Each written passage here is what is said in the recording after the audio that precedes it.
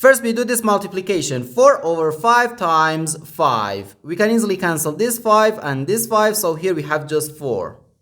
So 8 divided by 4 is just 2.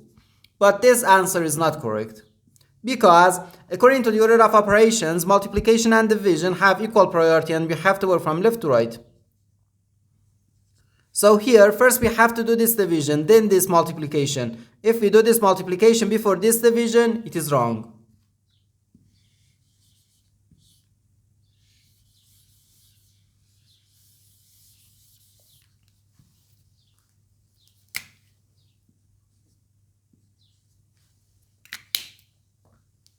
So first we have to do this division. 8 divided by 4 over 5. According to the KCF rule, K stands for keep, C stands for change, and F stands for flip. We can write keep the first fraction, change division to multiplication, and flip the second fraction. Then times 5. Okay? First we do this multiplication. 8 divided by 4 gives us 2. And the 4 divided by 4 is just 1.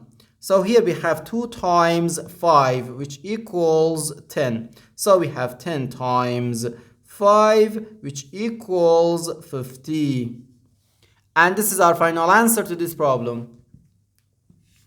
The correct answer is 50.